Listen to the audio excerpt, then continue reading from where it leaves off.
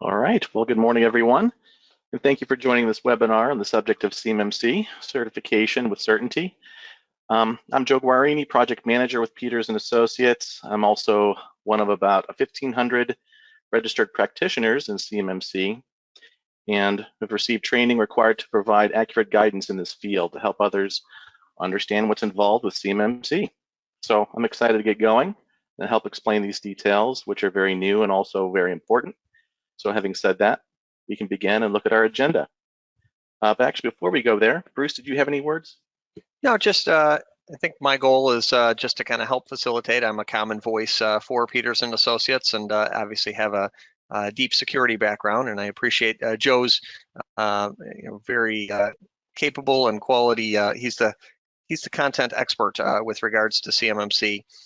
Obviously, one of the things and one of the backdrops I guess I would mention as we kind of go into this is security as a whole. Cybersecurity specifically is a topic near and dear to our hearts. It's something where we spend a fair amount of time discussing, how to incidents from occurring to our customer base and organizations that we care about. And specific note I would make in its kind of context for this is the idea of supply chain threats that have been occurring. Obviously, most organizations for years have been battling things like ransomware, things like business email compromise. Those are not specific or industry specific, but one of the things growing out of these common cybersecurity threats is the idea of supply chain threats, and we're seeing that where these tactics are being used in the supply chain. Things like, well, I think last week it was, or 2 weeks ago, it was the GBS, right, the world's largest meat supplier. Prior to that, it had been a Colonial Pipeline, right, a fuel supplier for the entire East Coast. And prior to that, it was SolarWinds, a software supplier to, for monitoring and security evaluation of lots of networks out there, and including federal agencies and a lot of organizations that got impacted by that. But the key word that I used in each of those was JBS supplier, right? Colonial was a supplier, and SolarWinds is a supplier. And this idea of supply chain and interrupting supply chain is exactly what the federal government and the Department of Defense does not want to see happen with regards to their offerings and their capabilities to provide a secure environment for Department of Defense. So they've inserted some contracts and some things that Joe is going to describe here. The entire idea of CMMC is not new, but it is designed to prevent this idea of supply chain attacks. And so with that, Joe, in that context, why don't you take us away, and I'll pop in here and there and just kind of ask some questions and certainly monitor the Q&A panel also. Sounds great. Thank you, Bruce. Okay. All right, so here's our agenda list for this morning. We'll be looking at CMMC as an overview, getting familiar with more acronyms, and then also looking at who is impacted by this CMMC framework, and then also what does that timeline look like for implementing that framework. There's also a practice progression involved. There's different levels of CMMC maturity level that we can go through and what the differences are between them, in addition to what that roadmap to compliance looks like. And then also touch a little bit on some compliance manager tool details to help facilitate that roadmap and what next steps are. So let's start with, what is CMMC? It's in the news, more people are talking about it, but what is CMMC? CMMC stands for the Cybersecurity Maturity Model Certification. CMMC is a framework which is building off of existing Department of Defense or DoD cybersecurity frameworks. It's intended to standardize cybersecurity practices to better protect info exchanged with the DoD. Okay, so this may have some of you asking, well, what was wrong with what was in place before? Why do we need CMMC? Well, this leads us into the why, and the why is CMMC is intended to further secure the DoD supply chain by also instilling a higher degree of accountability, which is very much needed right now. Some exploited information out there may seem like completely unimportant data to the average Joe. Let's say there's a government contract for, let's say, hundreds of uniforms to be provided to a certain part of the world. Seems pretty harmless. However, if that information gets into the wrong hands, potentially, adversarial parties could then determine where an increased military presence could be headed, and that could be a tremendous problem. So CMMC is intended to protect information, no doubt, but it's also bigger than that. It's also about protecting our nation and the integrity of its data. So, I mean, more and more often, and you probably have heard about it, it gets into the news how foreign nations suddenly have machinery or technology that looks and behaves strangely familiar to our domestic products and assets. And a lot of the time, it's from malicious parties on the outside who are looking in and then starting to put things together, maybe come across some plans, and boom, they've got their own blueprints for the same product. And security shortcomings have been noticed over time, which have allowed for a larger influx of attacks. And cyber attackers are really getting smarter over time by being more specific with their targets, not just targeting larger companies, but learning who contracts with the Department of Defense, the DoD, and regardless of how big the company is.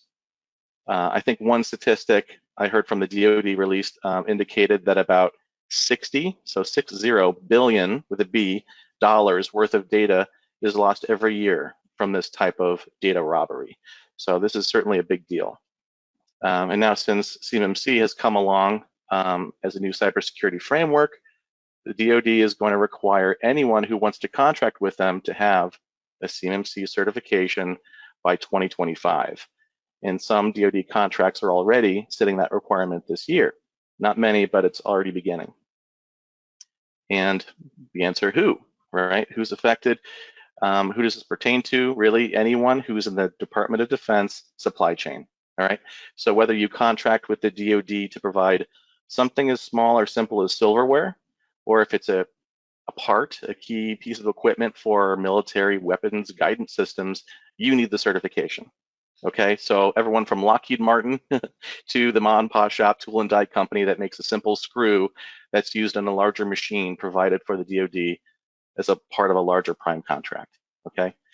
And the DoD supply chain, as I understand, includes over 300,000 companies, okay? So CMMC is going to be a hot topic for quite a while. Okay, so laws, rules, and frameworks, oh my. So let's talk about the differences between these. Because I know you all woke up this morning hoping to learn more about laws and rules. But really, this is an area that so few people understand, and now you'll be one of those who do get it if you don't already. So let's distinguish these real quick. Laws are passed by governments, okay? So laws that come from like HIPAA and high tech, these were acts of Congress to protect health information. And rules were put in place by agencies or organizations, but aren't laws. But laws and rules are essentially just requirements, okay? So if you walk away with anything regarding this slide, rules and laws are just requirements. And how you meet those requirements are by implementing frameworks, okay? So for example, to meet PCI and HIPAA requirements, you need to implement NIST CSF, or the Cybersecurity Framework, okay? To meet the DFARS requirements, you need to implement NIST 800-171 framework. DFARS, by the way, stands for Defense Federal Acquisition Regulation Supplement. Essentially, it's the terms and conditions that go along with defense contracts. And NIST is the National Institute of Standards and Technology, and they provide guidance, and they're a federal agency with the Department of Commerce. So when we talk about CMMC, essentially what I'm communicating here is that we're not talking about law. We're talking about a cybersecurity framework.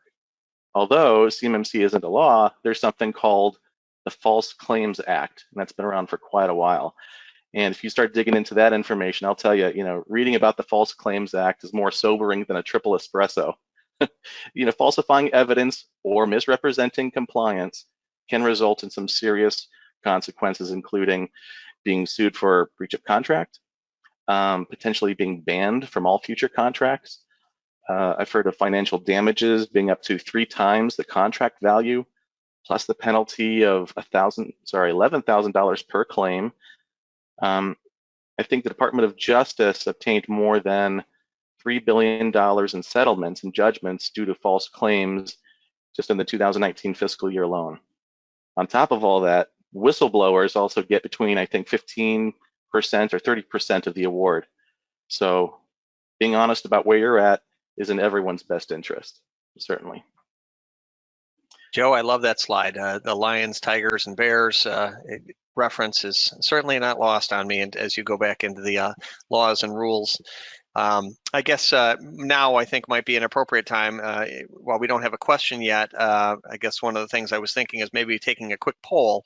CMMC is something where it is coming, all right? It's and I think you're about to get into areas where, you know, it is part of who's going to get impacted and how quickly they're going to get impacted as this unfolds.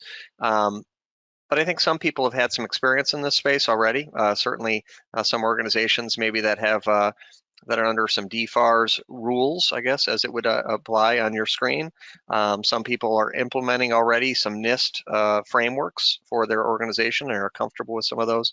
So why don't we throw up a poll page, and a real simple question here: have you seen the CMMC requirements in contracts, or have you been advised by supply chain up or down that that those CMMC requirements are going to be written into those contracts very shortly, and it's kind of time for you to get working on that? I'd just be curious because I think, Joe, from your experience, people are starting to see it, but not everybody yet, and I just would be curious just to see what those results are.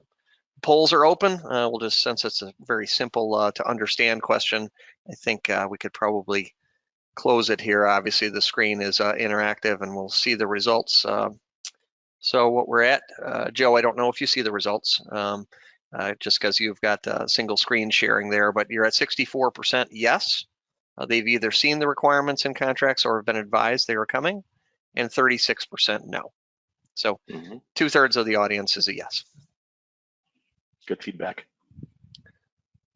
All right, I'll let you continue on. All right, thank you. All right, so this mess of a slide here shows a bunch of overlapping ovals, right? So this is meant to communicate that CMMC isn't setting a new set of compliance controls. CMMC has 5 levels, okay, maturity levels with different controls within them. And depending on what type of data relates to a DoD contract, if it's more sensitive, it's going to require organizations to have a higher certification level. And when we look at all the requirements for level 5, we see that it adopts controls from several different existing frameworks. In the gray oval, we see it overlap with about 7 different ovals, right?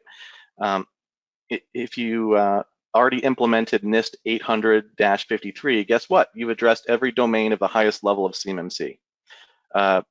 This set of overlapping ovals is, kind of messy to look at, but it's intended to show CMMC isn't really inventing any wheels here, right?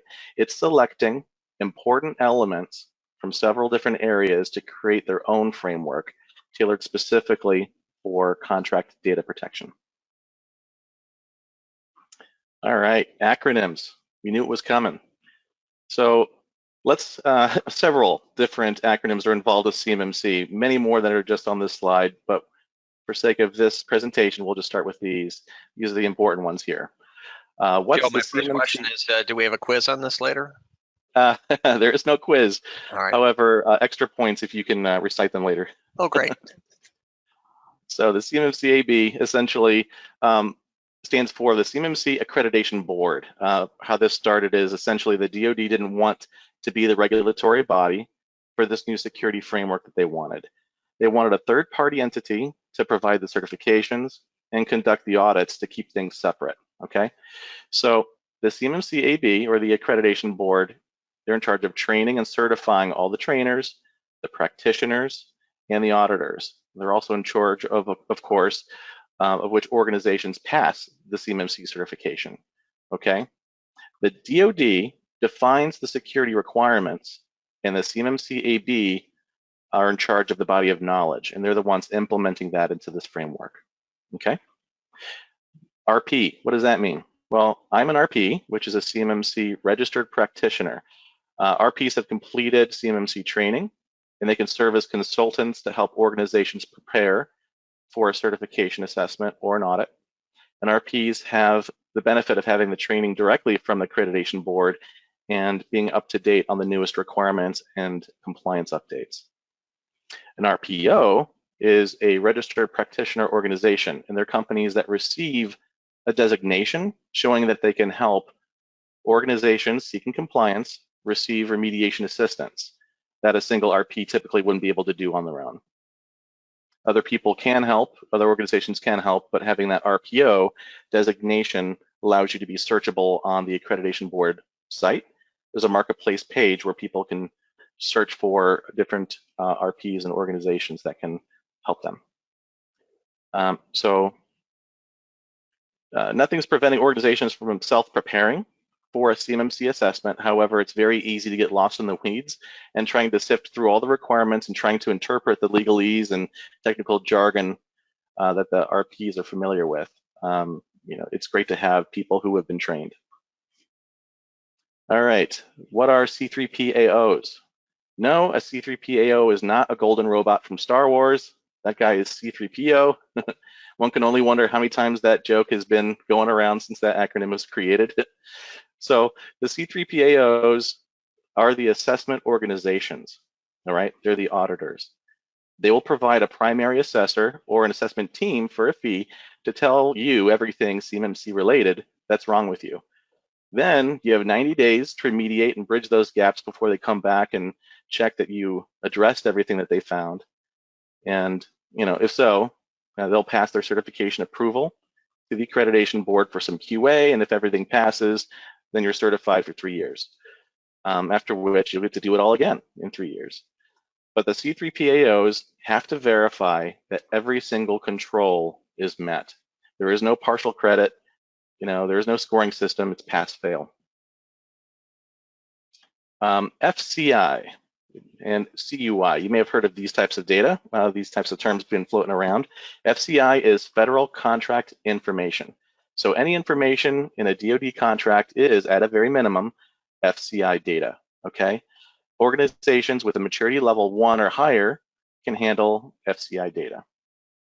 CUI data, which stands for Controlled Unclassified Information, this info is more sensitive, okay, more sensitive than FCI, and may contain information in the contract pertaining to things like law enforcement, tax info, health info, financial or intelligence information, unclassified nuclear info, and so on. Organizations will need to have at least a maturity level 3 or higher to handle CUI data. A full list of CUI data categories actually is published in archives.org or the National Archives and Records Administration page. And if you want to check it out and do your own homework, they have a very exhaustive list of what all types of CUI data is out there. All right, so here's the rollout schedule that the CMMC has published regarding new contracts that will have CMMC requirements. As you can see, it's been a very slow ramp up to begin, and then it actually does ramp up pretty well up to where every single contract will be having that requirement in 2025. All right, so this year, 2021, they originally said 15 contracts, 15 contracts are requiring contractors to have at least a CMMC level 1 certification to be eligible to be awarded the contract. I believe they were aiming for 15, but I think it might be closer to 7 by the end of the year, as more people are still kind of coming late to the party. 2022, they're saying 75 contracts will have the requirement, and not just for level 1. They're going to start getting stricter, and if you have more CUI level data in those contracts, then you're going to need level 3, and then 250 contracts in 2023, about 325 contracts in 2024, all the way up to 475 contracts in 2025, okay? So it may seem like a slow ramp up, however, that time's gonna go by really fast, and it could take organizations years to get to level 5 with all the security controls involved. I know this is a busy slide. We're not going to go through this exhaustively, but it's meant to indicate, that there is a progression of levels here with the CMMC practice. All right. These practices, also known as controls, are the individual requirements involved with each maturity level. So if you have a level 1, you can participate in contracts with FCI, like I said, but no CUI data. And no contracts will really require a level 2 maturity level. Level 2 was really created in order for organizations to show their progress as they make their way to level 3. All right. So you're never going to see a contract come by, RFP or RFI, saying you need a level 2. It's going to be 1, 3, 4, or 5. there's just such a noticeable jump between 1 and 3 that's an iterative level so that people can show their progress towards level 3. And not only are there more controls involved as you go through the levels, but there's also now processes and process requirements involved as well.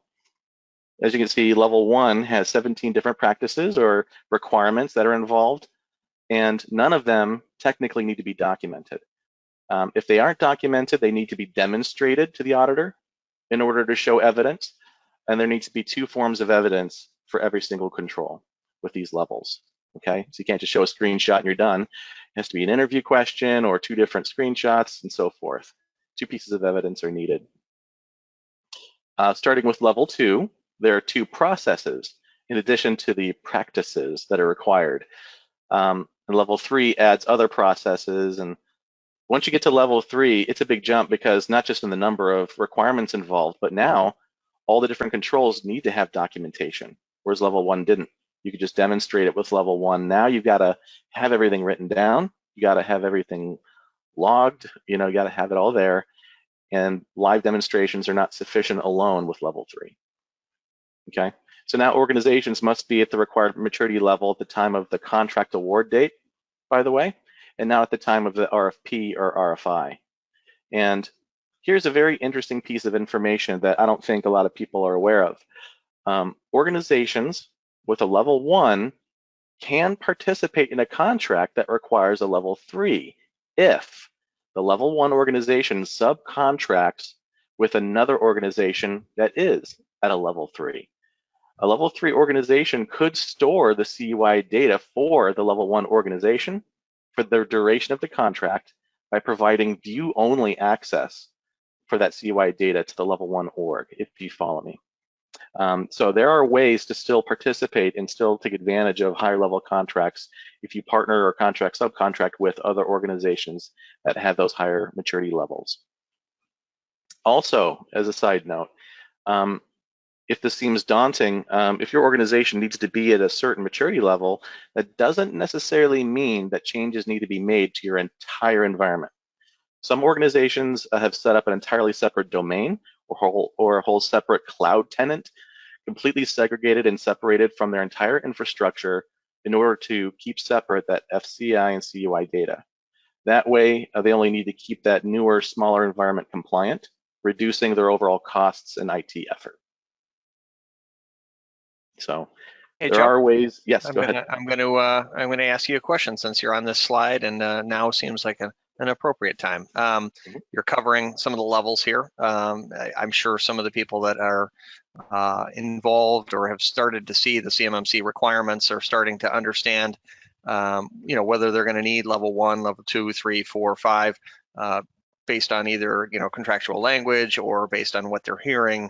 And so it would be with that I would ask Samantha to maybe share the second poll question, which is relatively straightforward in terms of answering, but what level CMMC does your company require, or do you think it will require?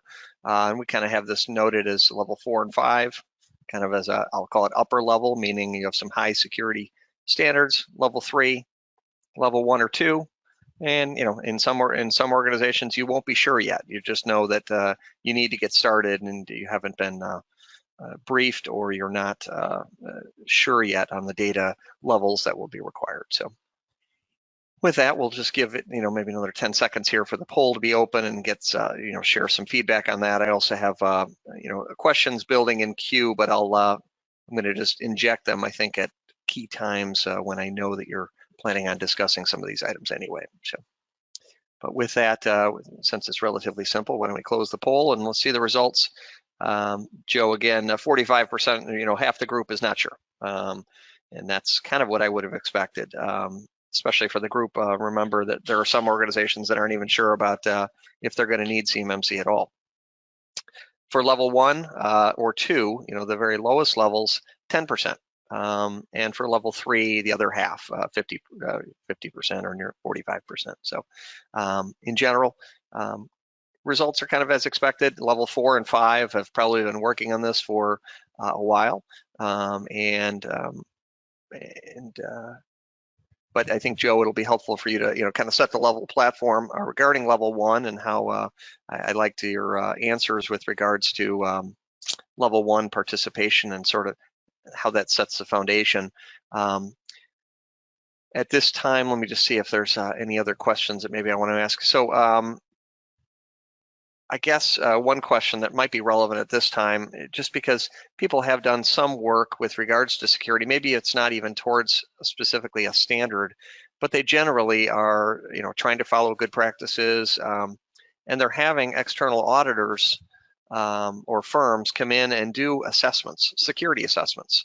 They're not necessarily tying it to a standard, but are those assessments and findings going to be helpful and relevant relative to CMMC standards? And I guess if you could comment on that. Sure. In my opinion, not knowing what the framework, so to speak, that the assessments are built upon, it would depend, right? So if the framework that those assessments are closely in line with NIST frameworks or the cybersecurity framework or CMMCs, obviously that would be more advantageous in preparing people for the certification.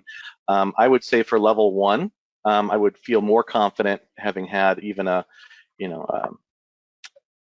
non-specific, a non-CMC specific certification centric audit around level 1. Level 1 controls are pretty foundational, and so I would imagine that most of them would be addressed by a typical security audit. Great. I'm going to table all the rest of the questions and the polls at this point. At time check, it's at 11:27, so we're got about another 20 minutes or so, and then some time for Q&A. Great. All right, let's progress here. I've seen the stool picture before. I like it. I'll keep using it. It's essentially showing, in regards to compliance, you need evidence, policies, and procedures. And that comes more into play in the higher levels you go. You start with evidence, you need policies, you need procedures. Without those, there's really nothing to stand on, right? So a policy is a statement that an organization needs to do something that's written and detailed within a procedure. And for CMMC level 1, no policies are in scope, just procedures. Starting with level 2 and beyond, more and more written policies are required. And during a compliance audit, the assessor is going to confirm that the procedures that you have for things like terminating user accounts when employees leave the company or adding endpoints to a managed antivirus tool, that those procedures are routine and a part of your company's culture. So I think an auditor, so to speak, would be able to sniff out if this is something you just quickly scrambled together and whipped up a policy or procedure around. The intention is to show that your security controls are not something new that you're trying to get used to. The assessor is looking to see if your security practices are just a part of your everyday work life. And that's the ideal scenario in real life too as well, right? That we're performing best effort security practices even when no one's looking. Another busy slide, but I'll quickly go through this, but this is meant to show the different steps that are involved for OSCs, or organizations seeking compliance. So we're kind of handling number 1 here on the top left corner, understanding CMMC requirements, right? And then once you're more familiar with those controls, something that's really important to do with step number 2 is to understand what part of your network or environment is in scope. Like I said before, if there's a benefit to segmenting part of your network or building a whole new environment just for this FCI or CUI data, that's a decision to be made. And once that decision is made, number 3, identifying the maturity level you need. Well, we know that to begin, nothing really more than level 1 is going to be required. It's a great place to start. It's the foundation for everything else. Every other level 2 through 5 needs the controls for level 1 to be done. So that's where everyone's starting. And then number 4, you're doing that pre-assessment prep. Okay, and we'll kind of touch on how there are compliance manager tools to be that can be utilized to help facilitate that. We'll address that soon. And then number 5, resolving those compliance gaps if there are any that are found. And then let's say you feel really confident. Great, I want my certification. I'm ready to get the auditor involved. You find that C3PAO from the marketplace site, from the accreditation board's website. And then they come in and either give you a single lead assessor or a whole assessment team, depending on the size of your environment. They do their thing, and then let's say they say, uh-oh, you're looking pretty good except for 1, 2, and 3. And then you've got 90 days. You don't have to use all 90, but you've got to that amount of time before you have to pay them again if you don't finish in those 90 days. But you've got that grace period to bridge those gaps, and then they'll come back. And if everything looks good, they'll submit that report to the CMMC accreditation board for some good old QA. And if they say it looks good, great, you've got your certification. At this point, I don't know if many organizations are certified at all just because this is so new. They themselves, the accreditation board, is still refining a couple of their rules as they're getting off the ground, but certainly the requirements are clear.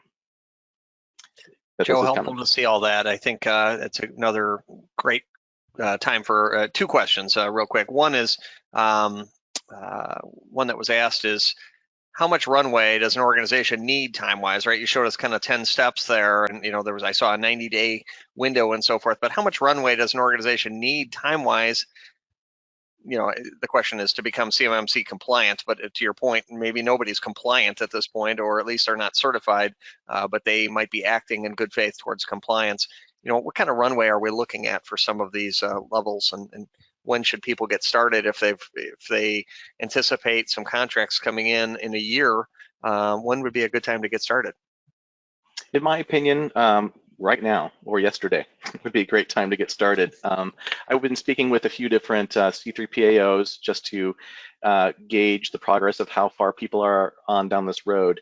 And the C3PAOs, which are, they explained to me kind of on the top of the list, the waiting list to get their authorization to become an auditor or assessor, a lot of them are just still waiting. So I feel like there's a bit of a backlog in regards to auditors getting ready. But once they are ready, I expect them to be more or less flooded with some requests of people who are curious how they would do in an assessment. And waiting too long, I don't think would be advantageous at all, just from a security standpoint, but also because it is going to take a while. Even with level 1, even though there are only 17 controls, that doesn't mean that they're all just, yeah, 17 checkboxes, we're good. I changed my passwords, all set. There are certain things that are going to take potentially months if it's things like multi-factor authentication, more advanced security elements than maybe what some organizations are used to implementing. For example, maybe one server has 17 different services running on it with an admin account credential tied to it. If that doesn't pass muster, well, guess what? You've now got potentially all these different applications in your environment that need to be reworked so that these services are not running on admin accounts. So every environment's different, of course, but because of the different nuances that are specific to each company, RPs and RPOs getting involved is critical, in addition to getting started as soon as possible, because there will be headaches later on if people are unaware of what's happening. And Joe, another question. This uses the acronym CUI, which for reference again is confidential unclassified information, or controlled unclassified information. Okay, so are your customers and suppliers required to identify CUI when they transmit to an organization? Are they required to say, hey, this is CUI, or is the onus on you accepting the CUI? I would say both. I would say, not knowing where the CUI data exists is a problem, and not communicating to other parties what type of data is being communicated to them might implicate other companies as well. There is very notably good sensitivity around FCI and CUI data, so I would say identification of that data is critical.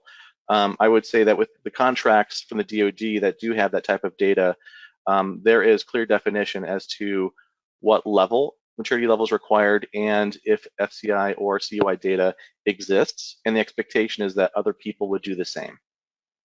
Okay, I've got some more questions, but I'll wait for them. Okay. All right. All right, well, there is a tool, which is a very wonderful tool called the Rapid Fire Compliance Manager that we've been using that helps to streamline the assessment preparation work. As a part of the workflow, software is installed to scan and automate a huge amount of the work, okay, that assessment preparation work. What's nice is that the tool collects a lot of the important evidence information. It also helps to facilitate the validation of that data through the process. Because, you know, a network admin could enter every single piece of data for, you know, PCs, servers, you know, host names, quantities, network device, asset information by hand with their IP addresses and all that, or, you know, the associated services running on them, et cetera, or the scanner could just do it for you. An important element of an audit is to match up real data with what's in the documentation. And with this tool, it's going to match because it's pulling real data. And the tool will then walk users through a step-by-step guided workflow engine through a series of questions that help address the compliance requirements. As you progress through the tasks, you'll see the progress that the tool feeds you through, and you can assign certain tasks to specific individuals. There is a role-based workflow, collaborative architecture in place here, which means you're not doing everything yourself. You can define roles and contacts to assign tasks to and notify individuals or third parties of progress. For example, here you'll see internal auditor. You know, they may not be assigned the tasks that you may see, you know, in green on the right on this slide here. For halfway down, one of them says start the CMMC assessment questionnaire, running automated pre-scan analysis. You know, that doesn't mean the auditor is going to be doing all of that. You know, that would be more in the role of a technician or a subject matter expert. And so as the workflow progresses through those tasks, certain individuals are contacted with email, and you can add third-party contacts to this, you know, if other people are facilitating that progress, and it's really wonderful. At the very end, there's reporting that can be outputted, right? The tool will generate records for evidence of compliance, and you can see a list of all the different maturity level controls that you're working to comply with, and it will report compliance wins and also compliance gaps. You may see some of that in red here, where you see the column saying, in compliance, no, yes. The whole idea is to find those gaps before the C3PAO does, right? Before the auditor finds it.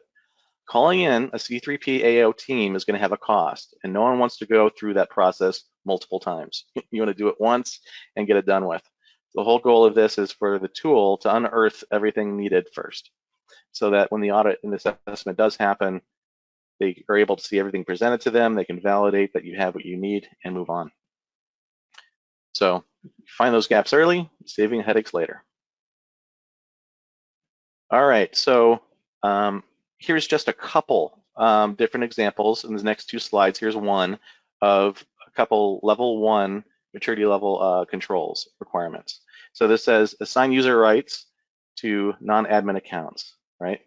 So does every single computer have, you know, is every single user on their own computer an admin? They shouldn't be, right? Well, you know, an IT may say, well, the business justification is I'm able to get a whole lot more work done when users aren't nagging me for access requirements. They can install what they need to, they're local admins. However, this may fail, right? Seems pretty straightforward. Well, how about this one here? How to pass and how to fail in regards to passwords. Ensure that all devices have username and password. Great. Well, what about company phones? Is it locked with a PIN? And are devices locked on idle after 20 or 10 minutes? And are they strong passwords? What's the complexity? How often does it expire? You know, can they reuse passwords? One good surefire way to fail is if there's just an old PC that does something important that just never gets locked because it needs to, you know, help maybe a metal fabrication machine do its work, and it just sits in the corner and no one uses it. Well, there needs to be passwords in all devices, and they can't be default passwords. You know, you may have bought a nice, you know, fancy Cisco switch, but if you don't change that default password, right, it's a fail. So those are just a couple examples. And here's a slide here explaining how we can help. You know, we as Peters and Associates, we can help. We have a fixed fee offering to help organizations with CMMC certification assessment preparations. And this is a guidance role where I can help clarify the requirements and interpret the jargon and explain what acceptable evidence would be for the controls. And since we would own and manage the Compliance Manager tool for customers, we would provide them with access to that tool and facilitate the evidence gathering component with a customized CMMC web portal. So at the end of the engagement, customers would have a CMMC compliance document and understand where any gaps may exist and how to address them. All right. So for next steps, after this presentation, I can speak to any interested companies and further explain our process and get people further down the road to certification. And in the meantime, I believe we have a good amount of time for any questions people may have. And if I don't have the answers handy, I can take them down and provide responses quickly. Joe, we do have questions. So, and that's the good news. You can even go back to that existing slide, just because I think I was kind of waiting for that to drop this question for you. A lot of organizations, and I'm paraphrasing here, I'll get to the exact question, but a lot of organizations kind of already know where they need to go, right? They've either evaluated the CMMC guidance, they're trying to follow maybe DFARS guidance, such as 800-171. I've read they've had their security assessments and so forth, and they kind of know where their gaps are. What one of the questions is some organizations are looking for consulting firms that actually implement CMMC controls, technological and physical controls required for certification, down to the endpoints, right? MFA implementation, administrative access, and GPOs to kind of do lockdowns, or removal of admins from local drives using lapse technology or others. A lot of organizations just need a managed IT service provider that will offer a CMMC compliant service, at level 3. Is Peters going to do this offering? Is that, it's not the offering you have below, which is more of a gap identification. Are we familiar with implementing controls to that level? My answer would be yes. This is something Peters and Associates does all day, right? This is, the controls aren't anything new, like I was showing with the earlier slide with the overlapping ovals. These standards are things that we're very familiar with, things that we're getting, helping customers more and more with over time is the NIST cybersecurity framework, which covers things like PCI, covers HIPAA, covers CMMC requirements. And so we're very familiar and would be able to help implement those controls. And yeah, I would, I'll back you up and say, maybe 75% of the projects that we're doing today are security related. Oftentimes, oftentimes M365 implementation of controls for technologies and security items that people own, things of that nature. So I guess, kind of doing both sides, right? The assessment portion is you've got a fixed fee offering here for level 1, which you're kind of considering a baseline. And then do we have the capabilities to evaluate people that are gaps for level 2, level 3? That's correct, yes. So right now, the offering for that 3,500 is specific to level 1. However, that's just the foundational step to 2 and 3. So certainly we can help beyond level 1. And for this fixed fee, that's getting people started where everyone is getting started, which is those 17 foundational controls. Yeah, I know we've had 3 or 4 customers that have had, DFARS compliance needs in the past and are sort of transitioning those into CMMC. So certainly some of that work is applicable also. That's right. I think it was October 2020 is when DFARS was implementing, the CMMC, as kind of, the future. This is where it's going. And, essentially it's all based on NIST 800-171, which is CMMC level 3. So we're all talking the same controls. These are just different terms now we're getting familiar with and making sure we're using good tools to help facilitate that preparation process. Yep. Joe, we have some resources we've developed. We're not, this webinar, I guess, is kind of a starting point for dialogue about it, but we've written some materials and have some resources that people might find helpful. Can you maybe just walk us through what some of those are? And I know that, we can certainly send links as a customer to this, but maybe you could talk about some of those. I'm sorry, some of what, Bruce? I missed that. Some of the resources that we developed, FAQ and others, as people are navigating, hey, how does this apply to me, and or have some questions, maybe you can help them understand what we have available on our website. Certainly, yeah. In addition to the Q&A list, which Bruce is referring to, people have had the same questions over and over, and so certainly those FAQs are a tremendous resource. In addition to blogs, which are available as well. I believe I wrote a blog recently regarding CMMC to get people started in understanding, where they are, what they can do if they need to prepare, so they feel empowered. Right. Great.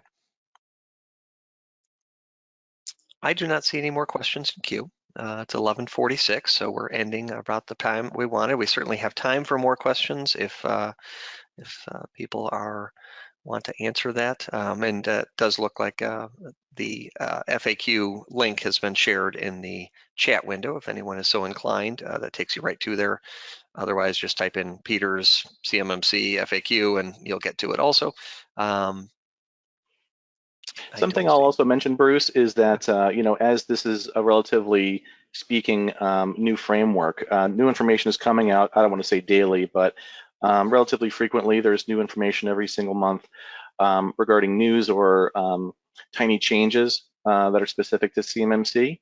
And so as people continue to check the Peters site for more blogs and more updates, those little pieces and nuggets of joy and wisdom are going to be up there as well. And being a part of the CMMC ecosystem, being a registered practitioner, I will continue to have access to all of those updates. All right, Joe, get ready for I'm going to fire some more questions at you. Are alternative approaches and business reasons ever accepted? For example, if there's a need to have local administration because of X or Y, can't use FIPS validated cryptography for Y reason, how do you deal with sticking points in general? Right, great question. How I'd respond to that is to say, there needs to be a compensating control. So, nothing is black and white in the sense of, that's why the auditors are there, or also a robot would do the assessment, right? There's some judgment involved. And a part of that is, if there is something that appears to be non-compliant, one of the questions may be, well, is there any compensating control to compensate for that perceived lack of compliance? So for example, let's say you've got a computer that does have, administrative credentials tied to it, but they're a non-admin, or a certain type of login that doesn't seem secure. Is there MFA on top of that to ensure that that has further security tied to it? So I hope that helps. So compensating controls are definitely factored in. It's not just, looking at, whether or not you have this one control and then just marking a big red X on it. There's judgment involved, certainly. Joe, another one, is there a document available? So I think you covered the 5 levels relatively well, and obviously each level, you talked about the number of controls that were at each. It'd be great to have a list of those controls, and I know you know where this is, but is there a document available that itemizes all the control areas for each stage of compliance? And if so, can you provide a hyperlink to it? Yeah, we can certainly provide that. I don't have it handy on me right now. However, if you look at CMMCAB, I believe it's .org. If you go to that website, you'll see the CMMCAB's site, and there they'll have, in addition to the marketplace, it'll also have details regarding sample documents for evidence of compliance, and also the controls lists and processes list as well for the different levels. As I understand, those have been pretty static. Those have not been changing since they're based on existing frameworks. So a simple Google search as well should be able to pull those up. Great, and we'll provide that link certainly as a follow-up to this for all registrants and as part of the notes, if you will, for this. And then final question I have right now is if you're shooting for CMMC level 3, but you've done some DFARS work in the past, is DFARS gap analysis a good starting point for CMMC level 3? I would say so. I mean, they're like for like. I believe is an apples to apples comparison between the DFARS NIST 800-171 framework and CMMC level 3. So I feel like that would be pretty apples to apples. Yes. And then Joe, as you and I have found, there is a significant amount of guidance out there with regards to CMMC comparison to, I don't know, SOC or to NIST 53, or, there's a lot of cross matching and cross matrices that we've seen in the past that actually does a lot of that work for us too, because it can be mind numbing sometimes reading the actual control and saying, that sounds really familiar to this. Is that a direct map? Yes, it is a direct map, right? And finding those directly. Right, and even if people don't need CMMC, I would highly suggest people comply with, or at least implement the framework, I should say, of the NIST Cybersecurity Framework, the CSF. That is just, it's been called the Swiss Army knife of security. It addresses all the right areas, and I feel like everyone should be implementing NIST CSF. No additional questions. I guess I from my closing perspective, I would just say, Peters and Associates at the end of the day is our technologists. We are responsible for understanding deployment and management of technology. Compliance is just increasingly becoming the reason why that technology gets involved. And that's why, to some degree, I would say we've stretched and we're embracing the idea of compliance and understanding it for the benefit of our customers. But at the end of the day, it's the implementation of the technology that's really our strength in understanding it, though. And increasingly each day, as we talk about security and have done for years, we're trying to tie it back to some compliance standard, because security can go all over the board, right? Compliance is very structured. Security is very unstructured. And so at least from a conversational standpoint, to help people understand security, and maybe, why not to put all your eggs in the protect basket, if you will. And, the detection basket is important, and the response bucket is important, and things of that nature. We certainly have been talking about that for, almost a decade, it seems. So tying things back to certification has always been our bread and butter, and this is obviously a direct tie that we're pretty comfortable with as we've been helping customers with DFARS. So, Joe, in closing for you. In closing, thank you very much for joining. I hope this was helpful, and for people that are wanting to learn more, they can either reach out directly or speak with me, or continue to check the Peters and Associates website for updates.